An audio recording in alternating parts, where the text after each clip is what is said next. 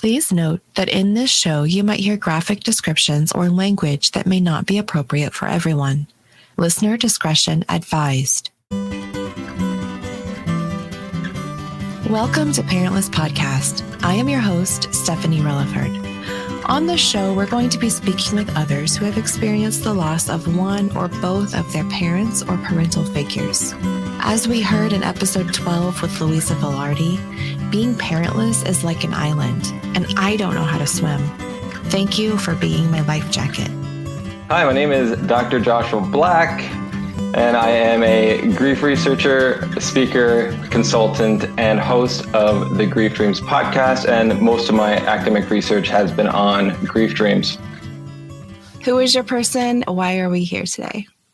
Well, we are here today because you graced me with the opportunity to be here. and so Smooth. I like you it. Like that? Yeah, it's good. But to be qualified for this show, I had to have lost a parent. And for me, that was, one of my first significant losses. And it was when I was 24 and I was in my undergrad. That's when my dad died very suddenly. And his name is Mark. And it's just, one of the things that I look back, and it's one of the major points in my life that changed the direction of who I was going to be. Without that, my life would be totally different than it is today. And so the story goes is that, it was really close to my birthday, and he was supposed to pick me up, and we were supposed to go to a hockey game.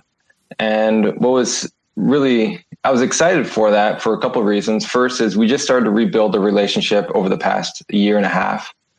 We really had how do I put this? He had a lot of alcohol issues and had poor emotion regulation, is the best way to put it, throughout my life. And so it was really hard to develop a loving bond with him. And so we always just stayed apart and stayed like at a distance. I was more afraid of him than anything. And so after my parents sort of got separated, he sort of changed the way he looked at me, and he didn't look at me as a son anymore, but more as someone to get to know. The best way to sort of put that. And so we kind of became friends, and I really enjoyed it. It was like the father I've always wanted to have. And when he didn't show up, I didn't really think anything of it. But then I got a call 2 days later that he was found dead in his apartment. And so for me, it was just so devastating on many levels. And I just kept crying and crying. And at that point in my life, crying wasn't a thing I did often. It was just, as a good male in society, I kind of I was rocking the whole no crying thing. But what happened, it just broke me. And that's what we need in life sometimes, to get out, to sort of really feel like what we need to feel. And it was scary for me because I wasn't used to those types of emotions. So for me, the next 3 days was just a cry fest, and I couldn't hold it back even if I wanted to. I even did I don't know why, but I decided to do the eulogy too. And that was just I couldn't stop crying when I was up there. And it was just like the reality of it all. And I was probably up there for about 5 minutes crying. Then I was able to do some of the speech. So, but what's interesting is after that, I went back to school. I was in my undergrad at that time, and I stopped crying. It was like magic. It's just gone, right? It was just gone. I was like, wow, this is great. But then the sad thing was I also had no joy or happiness. And so one would be, the best way to put it, probably depressed. Like the world was great to me, and I was walking around doing what I needed to do, going to the job, getting good grades still, but I wasn't feeling alive inside. And, I just thought, I guess this is what grief is. This is what I'm going to do. And I wasn't searching for help, and I wasn't going to, go to someone. It wasn't like, that's not where I was at that time to understand the importance of that. And I was lucky I had, a partner at that time that really supported me throughout the process when I did need to sort of talk or move through something. But at the end of the day, I still wasn't feeling alive. And that's where the dream came in for me. And that dream changed my life. All right. Well, now we have to hear about the dream. Okay. So I was sleeping, of course, and I was in my room, and I could see my father at the other end of the room, and he was looking through some of my stuff. And at that time I had a lot of clutter.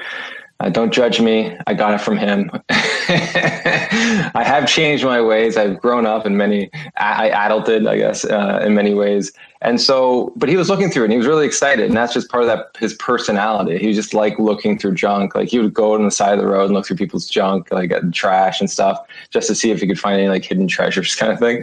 So that's just who he was. And he was looking really light and like happy. And for me, it wasn't a memory because I don't know the last time I've ever seen him like that. He, as I said, like he had so many issues in waking life. He always had this heaviness about him. And so for me, like that was so beautiful to see. And I walked up to him and I said, I'm going to miss him, acknowledging the loss. And then I said that I loved him and we hugged and I woke up. And when I woke up, this is the craziest thing. I sat at the edge of my bed and everything changed inside me. I didn't have time to even interpret the dream. It was just, I was changed. The color was back. I could feel it. I could feel it like, it's hard to explain, but I could just feel everything change and I could regulate my emotions again. I could feel joy. I could cry again. Like everything was back to on track to actually work through some of this stuff. And I just sat at the end of my bed just saying, what was that? Like, I couldn't understand. It felt so real. It felt, very different than most typical dreams that I have. And it just still sits in the mystery of my life because that allowed me to, move forward in this, but also value how important this topic can be for someone. Because like I sort of said, like, that's like probably like, it can be as effective as like 10 years of psychotherapy. It can really change someone from the core, the inside. And that is so interesting to me as a researcher, but just as a human, like, what is going on inside us that can help us really work through some of this in a way that hasn't really been investigated or talked about. We always talk about these negative dreams and nightmares and like that, people with PTSD have and stuff like that, but no one's talking about these very beautiful dreams that are the thing that's really allowing people to work through their grief in very meaningful ways and even rebuild their faith and all sorts of stuff. So for me, I really valued that. I had dreams about 3 months or so after, and then they started diminishing in frequency. And then, now it's like, I think the last one was maybe 2 years ago or something, but it's very interesting on how they change and when they come in my own life. And this is like with Father's Day, coming up too, it's just one of those things that, there's nothing better than a dream for me to sort of feel connected with them and to be able just to feel that I'm still loved and still supported and just have that continuing bond, which I think is, it's great. I look at his photograph every day, but there's something about being in a dream and really seeing him and hearing his voice that just means the world to me. I would like to hear a little bit more about your dad. Now, you said his name was Mark. Mm-hmm. How old was he when he passed away? He was 52. Okay. And how old were you? I was 24. And what happened with Mark? Well, Mark, his heart, I guess, gave out, and he died in his bathroom floor. And you could tell that he must have sort of went there from, it was at night, it seemed, because he was the bed was, open. So he must have went to the washroom trying to figure out what was going on. And then that's where he must have collapsed and then died. And then it was my aunt that kicked open the door after 2 days and she found him. So she had a very difficult time working through her grief because she's the one that actually saw him. I never did. So it's one of the things that she had to sort of carry the burden for. Mm. Do you remember where you were when you got the call? Yes, I was at my family house, because when they separated, all the kids and my mom sort of were in the house that we all grew up in. And so, I was there and I was in the living room, and just that phone call, it took me so off guard. And then after that phone call, I was living upstairs in the attic. It was a furnished attic, so being trapped in there or anything. But I went up there, and that's when I was able to continue to cry, because it's still very difficult for me to cry in front of others. And so it's just, having that alone time to be able to process that and to feel that out, because to this day, it's still a huge loss. And you get these triggers every now and then. And in the beginning, like, since it is, Father's Day is coming, I'm not sure when this is going to be released, but what was interesting was I wasn't I never really celebrated Father's Day, like just because he didn't really enjoy gifts, and at the end of the day, we didn't really have that type of relationship at the same time. So we, what was interesting was there was this one day I remember. So it was after the dream and everything, and I got so frustrated I was getting so frustrated with everyone I met. Like I was judging everyone that crossed my path, and I couldn't figure it out because I'm a pretty nice guy. And at the end of the day, this was very unusual for me, but at the end of the day, I couldn't figure it out. I just was feeling these emotions. And then I was walking into this store and I looked at the card section and I realized it was Father's Day. And I totally had blocked that out consciously. And then when I noticed it was Father's Day, I just started crying. And that was one of the first times I realized how repressed sadness can lead to anger and frustration. We're just not expressing something that's in front of us. And so after I sort of had those tears, the anger went away, and I had compassion again for everyone around. But I just thought that was like really interesting for me, in that moment where like you would think that I would know. It's the first Father's Day, with my dad dead, but yet, I was blindsided by it consciously, but my emotion response said I did know in some level. Mm-hmm. Yeah. How do you get through Father's Day? And now that it's been a while, maybe it's different, but what do you do? Also, do you remember him in any special way on Father's Day?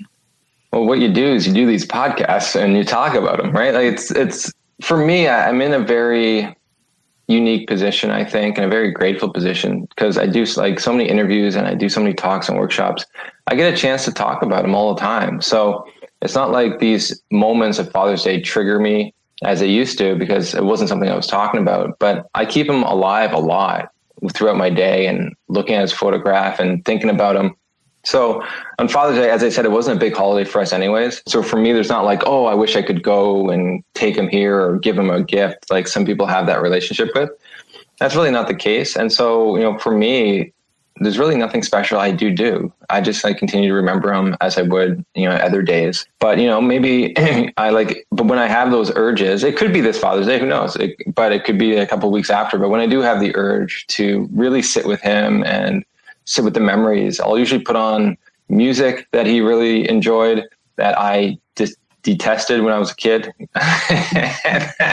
But now I actually realize how good the music was, which is funny. So like Jimi Hendrix or some Bob Dylan I'll listen to, or even some comedy like Roger Dangerfield, really reminds me of him in many ways. Or even the movie Braveheart is one of those beautiful movies that he felt he was very Scottish in blood. I don't know how true that was, I guess, until you take one of those DNA tests. But we definitely were convinced that we were Scottish heritage. And so, that movie meant everything to him. And so we always watched it. And what was the craziest thing was once I grew up and I started researching this topic, I put on that movie. It has 3 grief dreams in it. So William Wallace, who's the main character, his wife gets killed in the beginning, and he has these dreams throughout that really helped him win the war and process a lot of his emotions. And I thought that was so interesting how basically the thing that tied us together had 3 grief dreams in it, which usually you only get 1 in a movie if it shows it. But this was it's one of the top contenders of most grief dreams in a movie. So that I thought was really interesting, and it just connects the topic even more so to my own experience and what I'm doing now. Mm-hmm. I love that. And of course, you wouldn't have noticed, when your dad was alive and watching Braveheart, that wouldn't have been a thing that stuck out, probably. The grief dream.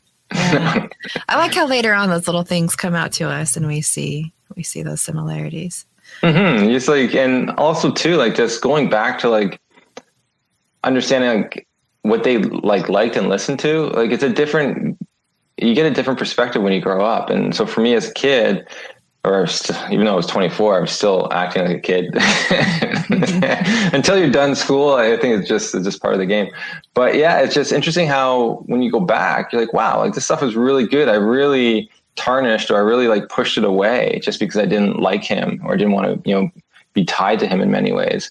And so I just pushed away without actually really realizing it. So, and I think too, I calmed down. A lot of times I was listening to more harder music, and, had a lot of anger as a kid, just because of the circumstances of school and also with the home life, where just like there's a lot of unexpressed anger and frustration and sadness. As I said, I didn't really cry. So like, where do those emotions go? And so it really, I picked music that really expressed that type of emotion.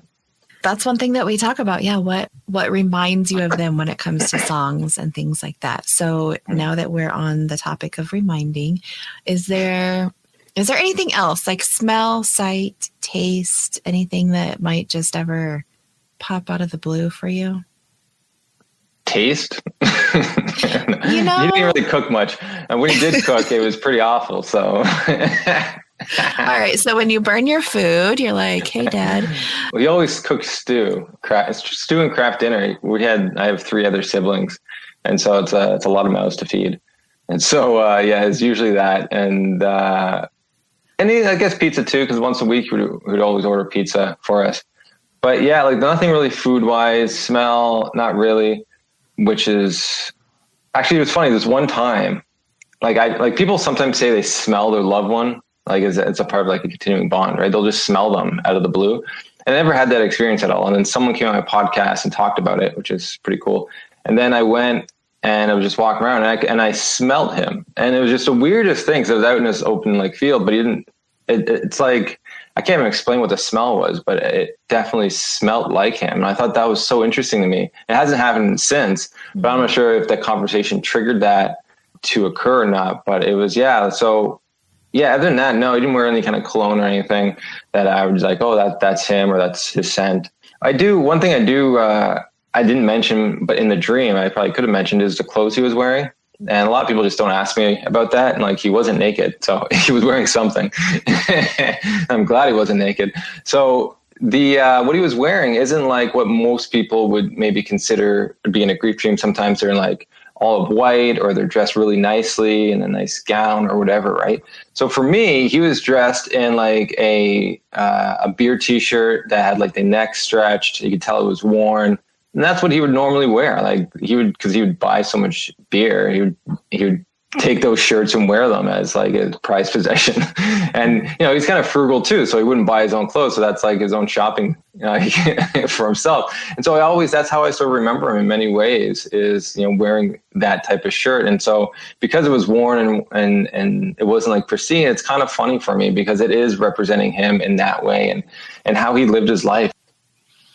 Yeah. Sometimes it's regular. Sometimes it's like really nice stuff. And it's something that they haven't worn ever before, like a nice suit or it was just something, right? And you're like, it's interesting when you start looking at, why would that image be important for that person? Or what's that trying to relate? Or how are they going to interpret that? Because they could have wore anything. Like your mind could have put anything on them, right? Like, but that's what they're wearing. So like what's going on there and how does that relate to the individual's grieving process and their memories? And that's what I love about these dreams, because if I just shared the dream, you could ask so many different questions on the imagery, from why he was looking through your stuff. That's kind of weird. What was he looking through? He was actually looking through records at the time that I had.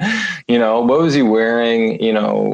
Why did you need to say goodbye? Did you get a chance to? Why did you tell him you loved him? Because it's not every dream people say that. And for me, when I look back on the dream, not only didn't I get a chance to say goodbye, and that helped a lot, I would think, but also I didn't tell him I loved him. Like since probably I was a kid, and he never said it to me. It was just one of those things that was just our relationship.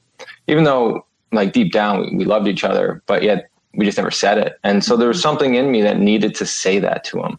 And I think that's very important on me as I move forward to realize the importance of love and how we need to express that. And even if the other person's uncomfortable hearing it or expressing themselves, we ourselves still need to be able to do that in many ways, because it is something that's very helpful to us as we move forward in life and as we learn to love ourselves more and also other people, and to not be afraid of love. Like it seems kind of crazy how we're afraid to express love, but we're not afraid to express our fears.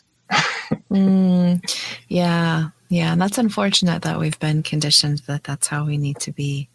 Like you said, that was 3 months after he passed away. And then you had him throughout the years. And now you've gone 2 years with no dream. Do you feel like is that like indicative of your healing process? Maybe you don't need these dreams anymore, or do you miss the dreams? Do you wish you had more? I definitely wish I had more, especially the one-on-one kind. Like I've had dreams where he was just in the background as like a character. There wasn't really that one-on-one kind of bonding moment, which is really what I'm referring to when it comes to not having those types of dreams anymore.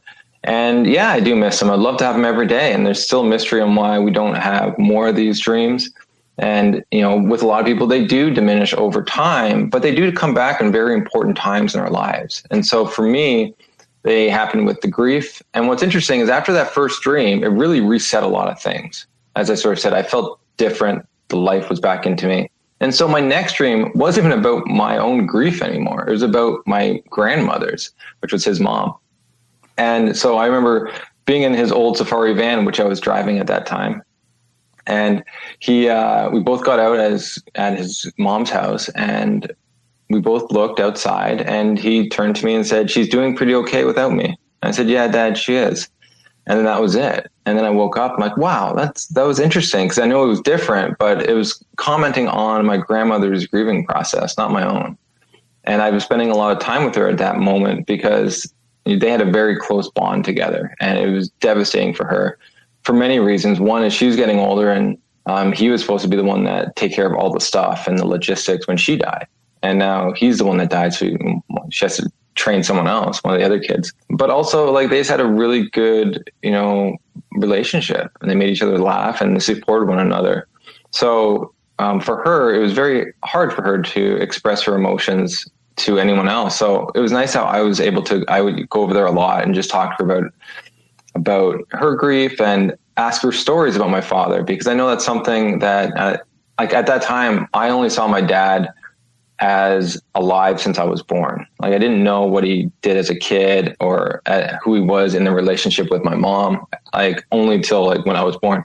So I was asking a lot of questions to try to piece together a bigger aspect or a more full aspect of who he was in the world, like his whole journey, rather than just my father.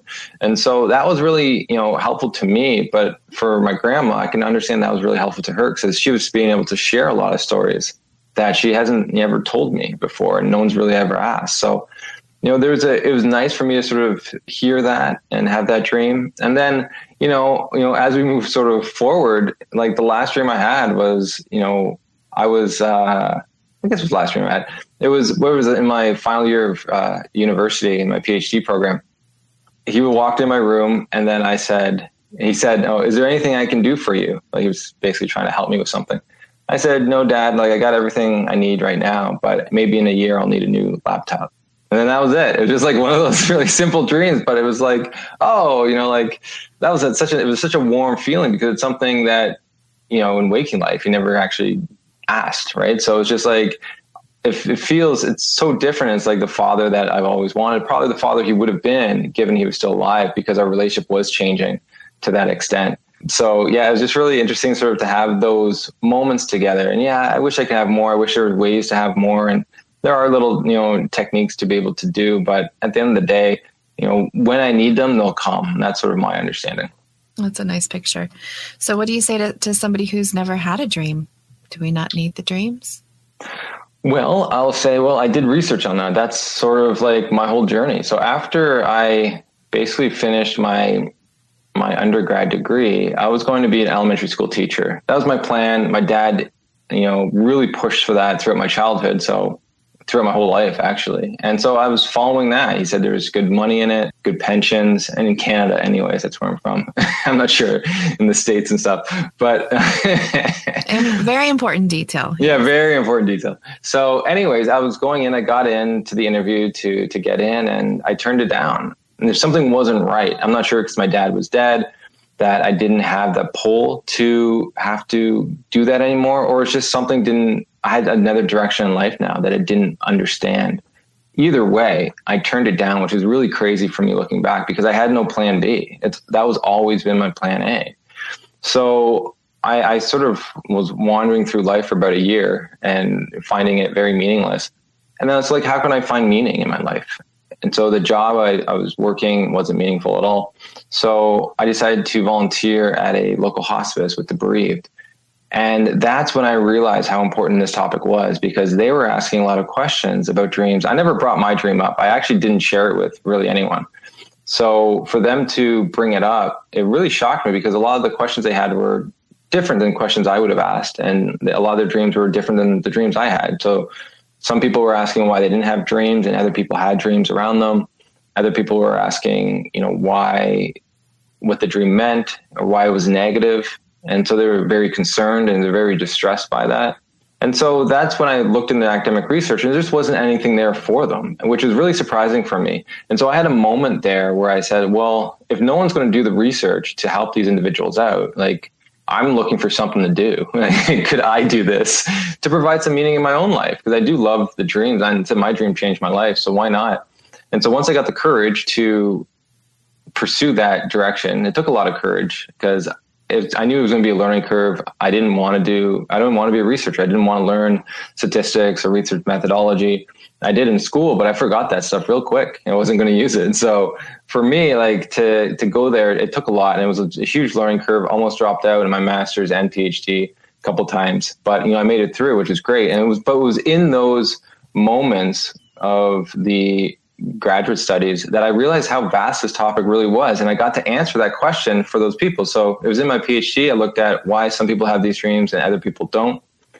And what I found was dream recall was the most important factor, and it was replicated in multiple studies. So what it's saying is those who remember more dreams in general will remember more of these types of dreams. So what it's also saying to me is that we're probably dreaming of the deceased more than we actually remember them. And that's fascinating to me. Like, wait, what? Like, so it is a function of remembering your dreams, and are ways to increase your dream recall rate. But our society, Western culture anyways, it doesn't sort of promote the value of dreams. So why would your mind really want to remember them anyways? And so when you decide to value the dreams, what happens is your mind will start to remember them. And one way is to talk about them. Listening to this podcast can start triggering some dreams. But also keeping a dream journal. And what you're saying when you're writing your dreams down is, I want to remember this, because it's so easy for when you wake up, you think about what to do today and the dream's gone, even though it was the best dream you've ever had.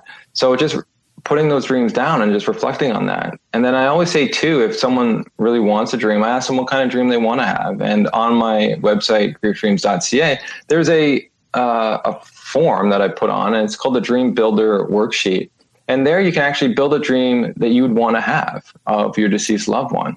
And I found it's very cathartic to write that process out. There's a lot of information in there that goes into sort of what they're wearing, if they smell like something, like all that sort of stuff, because you need it all. And then what I suggest is to think about that dream before bed. And some studies have shown with dream incubation, that's basically what you're doing, is that whatever you're thinking about for that dream can come into your dream, and you may have that. So it increases your chances. Now, have I done the research with grief dreams? No, they seem to be they act a lot differently than normal dreams. So it may be that it may be harder to capture one of those. I don't know, but it's just something that you can try. But doing the worksheet in general is very beneficial, just to see what you want to have, and also to ask other loved ones to do the exercise too, because you can compare and see how we're all different, how the dreams are all different. And you can ask questions based on the imagery, because you're going to learn a lot more about what their grief, but also their bond with the person and how they saw the person, which is a little different from yourself. I was going to say, so you can create your own dream, because that's basically what your worksheet is doing, is creating your own dream. But then you just tell me that grief dreams don't really fall into this little category, that they kind of do what they want. I have seen cases though where like people have done that, and they got a dream, not the one that they wrote out, but a dream with the deceased in it. So just something to be able to do, right, as you sort of work through your own grief. But they will happen in the time that they need to, the best way to put it.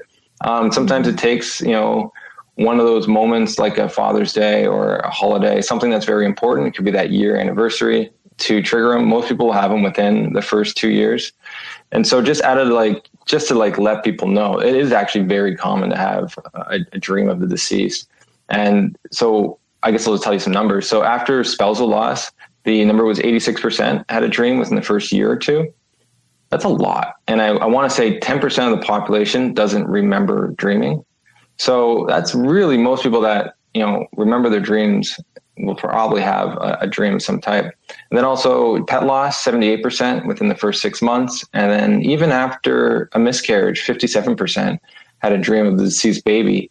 And it wasn't like, there were some dreams where the individual or the birth mother was carrying the baby again, but most of them had the deceased present, like as a child in the dream. I think that's fascinating because it's not based on a memory. It's something else going on there.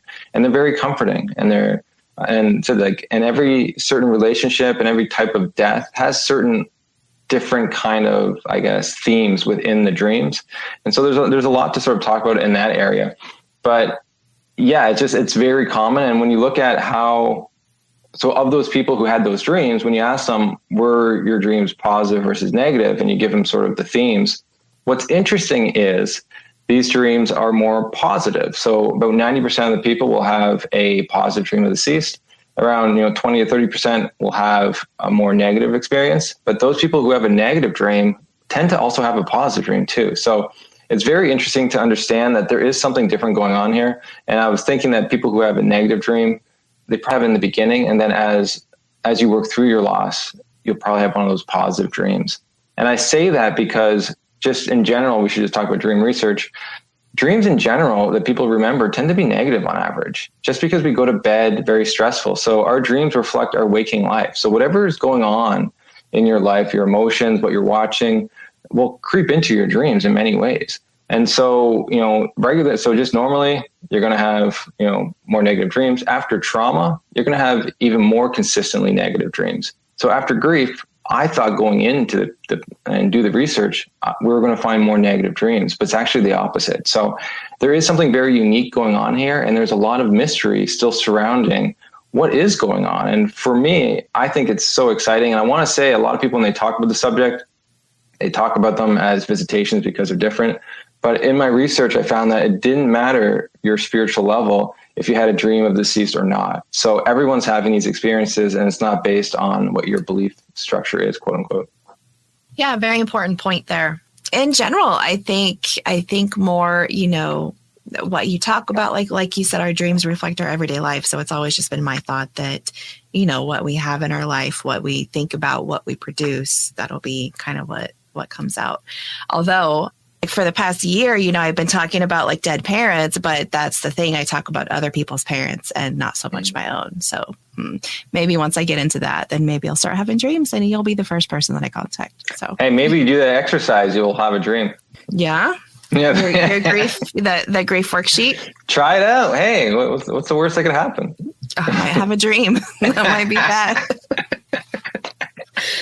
I don't know. See, I don't know that I would associate that as a good thing. I mean, maybe I don't. You never know how it would come out. But anyway, okay. This is why I'm on this journey. If you've enjoyed what you've heard, please consider sharing the show with a friend or rating and reviewing wherever you're listening right now. This will help get the word out about the show, and if one person can be helped by listening to someone's story here, that is amazing. If you would like to share your story with me, you can visit the website at www.backhomemedia.com/parentlesspodcast. You can also email me at parentlesspodcast@gmail.com. Another way to get a hold of me is to find me on Instagram or Facebook, also at Parentless Podcast. And lastly, if you're a phone person, please leave me a voicemail at 623-396-6069. If you love the show and you'd like to help with any special projects that might go on at Parentless Podcast or just be privy to some special extras, go ahead and visit patreon.com/parentlesspodcast. What do you do to become a grief dream doctor? Well, you get a PhD and you study a topic that no one's really studied before. So that's really what happened there. And, and I learned so much. And I got to say, I want to thank just everyone, all the bereaved individuals that have continually supported the journey. As I said, I wanted to drop out many times, but the amount of people that continue to support the importance of this topic. And for me, that gave me a lot of life when I wanted to give up, because it needed to be done. And now to be able to raise awareness on the topic is one of the most beautiful things, because now I don't have to be in class and do all these tests. Now I can actually talk about it and with real life and talk with people and hear their experiences. It just means the most to me, because a lot of times they've never expressed those dreams to people and never really talked about it in any real way. And so for me, there's a change going on in how we're going to be providing a safe space for the bereaved. We always talk about that's what we need to do, but we never ask about their dreams. and very rarely about their sleep. And they're very, tied one-to-one, because some people who have these dreams, even though they're positive, they can be very negative in many ways based on your cultural understanding, your interpretation of the dream can change based on that. So you can have a lot of distress as you move through your day, or if you're seeing them dead, dying, or ill or something, that's going to cause you a lot of difficulty as you try to process your day moving forward, and which will actually make a lot of people afraid to go to bed. And so they start restricting their sleep. And so we need to know more about this, because everyone's sleep is so important to work through their grief. Like, people don't understand the importance of sleep. And it's, if you're going to do anything, that's the most important thing, because without that, you're going to be sick. You're not going to be able to retain any kind of new information that you're learning. And grief is really about problem solving, if anything, and learning to develop this new type of relationship and to really understand what's going on in your life and how you're going to live without them. It's all problem solving to me in many ways. And so sleep helps with that. So it's just like, for me, it's just like trying to get people aware of the importance of this topic, to provide a safer space for people to share these experiences. And, it allows me to provide a lot of meaning for my own life and my own loss. I want to tell a story, since we're just talking about dad so much. The last time I had a real good cry about my father's death was when I graduated from my PhD. I wasn't expecting it. So I did the thesis defense, and I thought it may be really hard because it's based on, the loss. But I did really well, and I was happy and joyful. So it never actually came at that point. And then when I was going to my graduation, I was basically, in the line, and then I could just feel it. And it was like an overwhelming sense of sadness that my dad couldn't be there to witness, what I just accomplished. And so you get to, it's really kind of cool when you get to go on stage. They put like the little thingy on you, but then you get to stay on stage. So most people have to leave, but they're basically saying you're equal now to everyone on stage, all the profs. And so you get to stay on stage, and I could just feel the tears coming. And I felt like, so I had a couple, and I'm like, I got to stop this just because I'm on stage. Really, I don't have any Kleenex. It'll be awful. And so I was able to stop it. But then when it was all over, had pictures, I went back to my car, I was able to release it. So it was nice how I was able to come back to the emotions and just had a good, say, like maybe a 5-minute cry, just to process like what this all was and how his death really led here. But he couldn't be here at the same time. So it's like his death changed my life in so many ways. I'm so grateful for where I am today. And I couldn't have been here, honestly, without that moment in my life. But I really wish he was there to be able to see it and witness sort of, who I've become. Because I think, if I'm proud of myself, I know he would be too. Yeah, that's a good point. And that's something that we do talk about, is how your life has been changed. And we know that, you would definitely not, you would be in a different spot if anything was different. So yeah, I'd be an elementary school teacher right now. Tell me, how does somebody want to work with you? How do they get started with you? What do they do? Do they come to your office? Do you do virtual stuff? What do you do? So because of the pandemic, everything's virtual right now. And so what's great is that if you just go on my website, you can go on the tab, which is 101 Grief Dreams Consulting. And you can book an appointment through there. And then we'll either talk on the phone or through a virtual platform. And we'll just, work through your dreams and help you understand it. And I think that's the most important thing, is for people not to be afraid of their dreams. And there's a lot of insights in our dreams, even the positive ones, that, that someone can actually understand. It doesn't have to be just with the deceased in the imagery. It can be other dreams too. But there's just so much rich detail about where we are, who we are, that a lot of times we're just not processing. I tend to sort of look at dreams as like your best friend that's trying to tell you the truth that a lot of times you're avoiding. That's how I sort of see it. And it's just understanding your own dream language is very difficult because we're not taught about it. And so when people are interested in dreams, they go online or they read a dream dictionary, which is all bogus. Like, none of this stuff actually relates to you, because your symbols are going to be your symbols. They're different from mine and everyone else. So looking at that stuff can only give you an idea of maybe what a symbol could represent, but I think it's a waste of time, because then those symbols interact. It's not like you just dream of a horse and that's it. Like, you're riding the horse, going through a valley, you stop for ice cream. Like, there's a lot of stuff going on, and all of that is relating to something. It's trying to tell you something within yourself so you can move forward a little bit, easier in life and understand what your blocks are. And a lot of times it's about your perspective and about, how you see yourself. and what you need to sort of work on as we move forward. So that's the big thing there. And then if people just want to learn more about the topic, I have an online course. It's 9.5 hours to talk about this subject and all the research that's involved. So if someone wants to, wants to help someone or just wants to understand more, that's the place to go, because it's the only place in the world you can actually get that information right now. The only place in the world that you can get that information right now. So I was going to ask if there are more people like you, because everybody always talks about dreams. And like you said, they reach out online and to people that they know and they ask these questions. But do people really know that there are people like you that they can talk to? Probably not. And I think that's sort of that's why it's all about raising awareness. Like, this subject wasn't studied before. And when people did talk about it, a lot of times there are mediums and stuff. And like, a lot of the stuff they say is I would say it goes against the research. It's kind of bogus. And it's also complicates people, because they're not, like, the way they talk about it, they don't understand the topic enough to know what they're really saying and how that impacts other people who are listening. And I think that's just one of the things of just a lack of knowledge on the topic. And that's why research is so important. So we can get a better understanding of what more people are dreaming, not just the people you see. And so for me, it's just one of those sad things when to see that people who are struggling may not know where to go. And so they may go to someone that actually may hinder them in their grief process or hurt them in their understanding. And so that's really what it's about, raising awareness. And I hope more researchers will step up and do research as we move forward. But, at this moment, it's really just about promoting the research that has been done to sort of validate it, that it needs to be talked about, and people need to learn about it in any kind of thanatology or counseling program.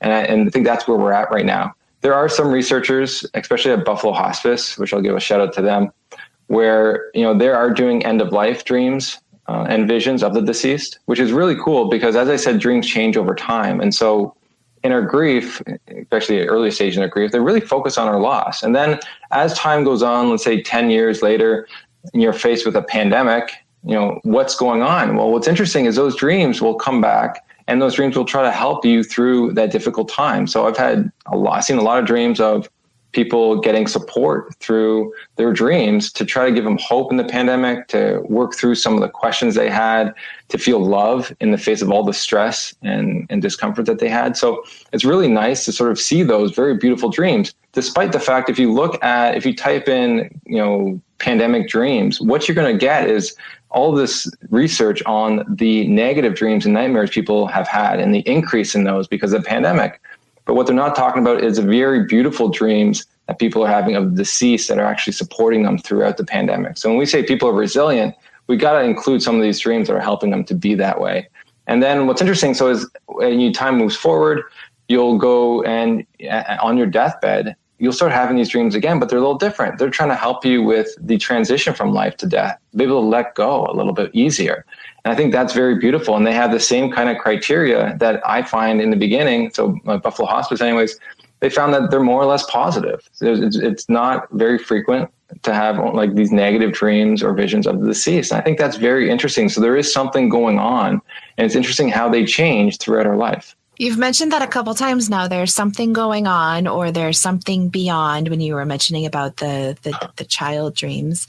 I like to talk about that. What is your view on, is your dad looking down on you? What do you mean when you say there's something going on? Tell me about that. There's something different going on, and it's a mystery. And it's the mystery I like to sit in. I don't know what's going on. I don't like mysteries. Tell me the answers. All I know is it's different than typical things and what we would expect. And for me, there's something beautiful about that, because it's doing something different, and they're very beautiful dreams. Like, if this was just everyone's having these dreams, they're very negative and discouraging. Yeah, it'd be kind of interesting to do some of the research, but it's also discouraging to talk about it and sad to talk about. But the amount of dreams that people have that is just really full of love and support, you're like, what is going on here? Like, we can learn a lot from these dreams. What it is, I don't know. I said, but your interpretation of the dream, I think, is one thing, but the dream itself has a power to help you or even hinder you in many ways. And I don't know how much time we have, but there's a lot of stuff I can go into in that. But then once you wake up, your interpretation of that experience can also help or hinder you based on whatever you believe. And I think, and also after that, then you have, if you have that dream, do you tell people? And a lot of people don't. And that's a sad thing, because a lot of people are afraid of the judgment or the different interpretations that they would put on the dream. And so a lot of people keep it hidden. In many religions and cultures, what's interesting is people have different viewpoints of these dreams. And so no one's really on the same page when it comes to what these dreams are. And I think just because they don't have the information, but with this information, at least they can know a little bit more. And I really discourage people from thinking a negative dream is a visitation. Some people do believe that. That's a haunting almost, right? And so a lot of my research has shown that it's probably more based on your trauma and unresolved feelings of guilt or blame. And so it's just understanding where our blocks are. And when we start working on those, then we can start hopefully having those more positive dreams, but let them to be a guide, not to be something that they're to be afraid of. Okay. So now I'm really stuck on a word that you just used, and you used it before, the visitation. To me, can you talk about that word a little bit more? To me, a visitation, you're telling me that there's something that's existing for it to happen. I don't know. Yeah. So some people believe that these dreams of the deceased are the spirit coming back to see them. And, I don't know, right? But these dreams are different, right? So I can understand how they can come to that conclusion, and they help people in many ways. They give them love and support like they want from their loved ones. So, and there's a feeling that's a lot different in these dreams too. As I said with mine, like even seeing my dad like happy and healthy, it wasn't a memory. Like it was something very beautiful. But how do you interpret that? And it's really based on your culture, your religious beliefs. Some people will say that it's a negative experience, or that it's a devil in disguise. Other people say, God allows the spirit to come and give you comfort. I don't know, I don't know. I don't think it's really important. I always say, follow your heart when it comes to trying to understand these, and with that, you'll probably find the answer. But if it's negative, let's look at your grief for a moment first before we jump to that conclusion. But, it's just something that we need to be aware of, because the interpretation can have its own issues. And one of the things is there are these dreams where the deceased will try to either convince the individual to join them in the afterlife. And so they'll either drag them, or sometimes they actually lovingly try to convince people to kill themselves. And people need to understand why it's important to use discernment when looking at these dreams, because I can already know just in my mind that if someone had that dream and was in this state of grief, which we tend to be very irrational and impulsive sometimes, that someone would kill themselves thinking that that's the only way to be together. And really, when you look at the research around what you find, even my own, I found those dreams. I've collected over thousands of dreams, and I only found 3 of those. And when I found those, what was interesting is those 3 people were very high on the trauma measure that we collected, like very high, like almost at the max. And then we look at other cultures in the Toraja people of Indonesia, what their basically myth is, or what they say to people, is that if you have that dream, it means you're going to die soon, which could be you have high trauma and then you're just it's a hunter-gatherer society. So you could easily make a mistake and fall. And so you would die sooner than later. But also maybe people also just kill themselves because of those experiences. And so the other thing too is there was a psychologist who looked at these dreams in her clinical practice, and she noticed that when those dreams did come up, they were related to suicide ideation and depression. So I think it's very important to be able to talk about all these types of dreams, to be able to understand that we got to use discernment when we look at this. It could be visitation. I don't know. I'm not going to sort of downplay that. Like we don't have the science to understand, but use discernment, because it's also very highly related to also your mind. And so you just got to be able to separate that whenever you get those dreams. And that's where I sit really on the fence, because at the end of the day, if it's helping you, it's helping you. What do I care? Right? Like it's just like, when it's not helping you, that's when we need to talk and we need to sort of work through this. When you're interacting with other people, are you talking much about your dad, or is it more about their experiences? Well, it's usually most about their experiences, but like a lot of grief can relate to your own, and it's nice to be able to help normalize what they're going through. If I've had it myself, or like I have it over almost 200 people on my podcast. And so there's a lot of, and we go into like an hour detail on their grief and their dreams. And so it can help people also relate to those and be able to listen to those episodes to understand a little bit more of maybe what they're dealing with, if it's forgiveness or anger, and how other people work through it and the dreams that they had. Because I think the scary point when it comes to having these dreams, they think they're alone, like they're the only ones. But no, like it's a lot of the stuff's common, and the themes are very common. Even though everyone's dream is very unique to them, the theme overall, there are common themes that people go through. And it's how do we work with those, and how does it relate to waking life? And that's what, like bringing other people's experiences is great. And I think that's why I love doing the podcast, because I learn constantly about how people's life reflects their dreams and how people work through that. Mm-hmm. I think that's so important that you have that podcast and that platform to share with others, because, like you said, this is something that a lot of people probably don't know about. So it's very important that you share those stories and get that information out there. So thank you for that. And for you to have had over 200 people, how long have you been doing your podcast? 5 years. So really since I started my PhD, which is, it's been great. And, I didn't want to start it. It wasn't my idea. It was my buddy Sean's. Because he's really into Joe Rogan, and he's like, oh man, like, I want to do a podcast. I'm like, well, I know this really well. I'm like, let's do a podcast on grief dreams, and we can not only just talk about the loss, but talk about people's life. And because I always sort of see grief as a part of someone's life. It's not all of their life. And so it's like, we get to sort of talk about what people do, and then that leads to their grief. And a lot of times what they do is related to their grief. Like it was with me, right? Like everything changed once my father died, and then the dreams, and if they've had them, if they're helpful, that sort of thing. So that's sort of like the focus of the show. And I really enjoy it. And there's, some people who are just really new in their grief that had these dreams, and they come on. And so what we talk about is they're great because it's so fresh and so raw. But other times it is a little distant from them. And so people have a different perspective on their life within that. It's been a great pleasure for me to be able to do that. And I'm so happy that, Sean recommended doing something like that, because it's one of my greatest, hobbies, I guess, to be able to do that. And I can't see stopping. Like I never would have thought I would reach those numbers, starting out. That's such a dream. But it's funny what happens when you just do small things and you look back and you're like, wow, did I just build a house? Like I just I build a mountain. Like I didn't. And so I can now see 500 and 1,000. Like I can't see, unless I die, and we all die, stopping the podcast. I think it's just a very beautiful thing, and it keeps it relevant, and it keeps people understanding that it is part of the grieving process. And where can people listen to your podcast? Probably anywhere they listen to yours. Very good. Just checking. Is there anything else that did he ever do any dad jokes, or did he have any quotes that he told you, or just anything that maybe he wasn't that type of dad? Well, I said he liked his Rodney Dangerfield jokes. And so he was funny when he wanted to be. And he had one-liners. I don't know, I can't recall any, but I know he used to always just tell other people's jokes too, like Rodney Dangerfield. Mm-hmm. And so I remember at the eulogy, I told a couple of his jokes. And so it's nice to just remember him with that. But at the end of the day, we only had that really year together. When I was a kid, just growing up, probably the first, 10 years of my life, I would say. I don't have many memories. It was very traumatic.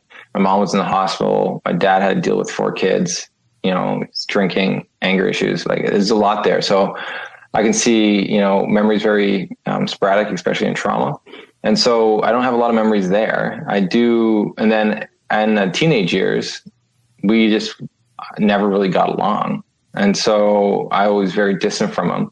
And so really the main point of our relationship was those last 1.5 years where we really got to just know each other and talk. So, and when it comes to how I see them, and that's how I really sort of, I see them as a whole, but that's the part that I sort of miss the most.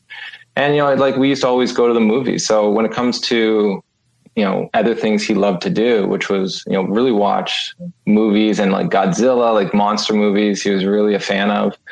And he always used to buy DVDs. I don't know what he would do now with Netflix. I don't think he'd be able to stop watching. It wasn't really around when he was alive. So, but yeah, for me, that's so, as much as Braveheart's a movie I like to watch, but any kind of monster movie like that, like Godzilla or King Kong, stuff like that, I know he would really have enjoyed watching that too. Mm-hmm. Something I usually get at the beginning, I did not get. When was your dad's birthday?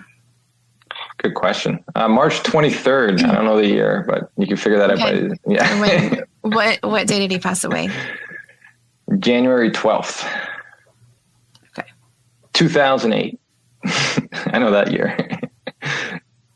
You said you look at his picture every day. You think about him. Do you ever find yourself? Do you ever talk to him or anything like that? I do. Yeah. Like I'll think in my head. I'll be talking to him and just like joke around sometimes, or just like, express my how much I miss him or what I'm doing, kind of thing. And it's comforting to me in many ways. And so I just continued to do that. And so like I feel I'm processing really well my grief. And so you just keep doing what has been working. And for me, that's one of the things that allows me to, I guess, feel it and have that continuing bond with them. So it's not like it's over. It's like I'm still remembering him, I'm still thinking about him, and even talking to him. If he hears me or not, who knows, right? But at the end of the day, I don't think that's the important part. I never hear anything back anyway. So it's just about, I think, expressing it. It's like journaling, right? It's just one of those things that is just good to do, to be able to work through some of the stuff so it doesn't get bottled up and then it comes out in really weird ways. Mm-hmm. Mm-hmm. We talk about coping mechanisms. You just mentioned journaling. What other coping mechanisms do you use? Dreaming. I will have to say that is the first time anybody's used that. You got to be original. Yeah. I love it though. Well, self-reflection is always great, right? And I learn a lot from, like, even if you don't have a dream, like a lot of people don't, or maybe they don't have the dreams that they want. You can look at other people's dreams and gain a lot of wisdom for yourself. And that's why, like, when I talk about, ways to cope, I talk to people, I do the research with people, and the dreams are captivating. And there's so much love and there's so much wisdom within these experiences where I'm just like, I get to sit and self-reflect, because those dreams were meant for that person, but that person's also grieving. So it can also be meant for me, because we're very similar in many ways as humans grieving. And so can I take a kernel of something from that dream and utilize it for myself to gain the wisdom, to understand more of what life is, but also what love is, and what does it mean to love yourself? Like, these are questions that no one teaches us. And when they do teach us, they don't really know the answer either, because as I sort of see these dreams and people's experiences when they talk about them, there's definitely seems to be different levels of love. And you probably could figure that out in how you first loved someone when you're a kid versus a teenager versus now, right? Like, there's your concept of love is continuing to change. And the crazy part is how you see love now isn't the max. Like, there's other levels above that. Like, it's just crazy. And these dreams really, I think, highlight for me a lot is this like lighthouse of what's possible. Like, what kind of love is possible while we're awake? And it's just like, why aren't we getting there? Why aren't we in that state all the time? A lot of people can go back and use dreams as a way of comfort, because they can go back to that emotion of love when they're stressed. But the question is, can we do it on ourselves? Can we do it without going back to that moment in a memory? Can we be in a place of love as we move forward? And that takes a lot of hard work and dedication to just realize that we're not at the max potential when it comes to that. And so I use these dreams as a way to try to, self-reflect and help me get there. I like that. Yeah. To remember, that's a big thing, to remember that we don't stop learning and growing, and there's more out there. Very nice. One thing that I do ask sometimes is there, and not like in a way of a regret, like, would you have changed anything, any of that stuff, but just like, if you had one more day with your dad, what would you say to him if you could? I'd probably ask him if he had any grief dreams when he was alive. Isn't it crazy? It's crazy, the stuff that we never know that like we would have wanted to ask. Yeah. Well, he had a lot of loss in his life too. And so he I would think, would have had his own dreams. And what's crazy is when it comes to how he saw dreams, it was very negative, because I know he had a lot of nightmares also, but when I was a kid, I had a lot of nightmares too. And it said, like, for having nightmares, it probably reflects something that we're not being able to handle in waking life. And my situation was crazy. So for me, he told me when I had nightmares that it was the devil trying to attack me. And so same with my mom at the time too. So I had a very negative view of dreams. And so if that's where he's coming from, it's very interesting because he would have saw dreams that way as hauntings or negative events. And so I don't know if he's ever had a positive dream of deceased. I would think he didn't have. He had negative dreams of those who have died. But it'd be an interesting question to ask. And then the next question would be, did you notice the grief dreams in Braveheart? Give me just a rundown, I guess, of how we can reach you. Yeah, so the easiest way is to go to griefdreams.ca. And on there, you'll find a lot of links to a lot of the stuff around, from my one-on-one consulting to the online course, even the podcast links. So the podcast is the Grief Dreams Podcast. And then I'm on Instagram at Grief Dreams, and also Twitter and Clubhouse, same tag. And yeah, so that's like more or less where people can find me. Is there like one dream of all the people that you've talked to out of your work? Is there anything that, like, what sticks out to you the most? The love, the love in the dreams. And so there's many examples I can give, but I remember this one dream that a spouse had from her after her husband died. And so the spouse was in her dream and said, "I've been to the end of time and back. And you know what? I still love you." These dreams, people don't forget them. Like when they have them, they change the individual and they'll remember it for the rest of their life. And I think that's the power of these very beautiful, loving dreams. They change us from the inside and they help us through a very difficult point and a lot of points in our life. Mm-hmm. Mm-hmm. To feel loved is one of the hardest things to get done in this world. It's probably easier to get a PhD than love yourself. So I've definitely enjoyed your information. I'm going to go check out all of your stuff now. And who knows, maybe I'll fill out that dream sheet and I'll be opening myself to a whole new world. We'll see. Hey, well, you got to let me know what happens when you do it. Because I'm always, I love the feedback from it. And if you have a dream afterwards too. But just thank you so much for having me on and having a platform for people to learn more about grief and hear other stories. And I appreciate of you allowing me to raise awareness. Parentless Podcast is recorded in Phoenix, Arizona. Find us on social media and most major podcast platforms. Music provided by Colin Lococo and the Revolving Birds. Studio and editing provided by Back Home Media and Ian Relaford. Check out one of the many shows on our network. I am your host, Stephanie Relaford.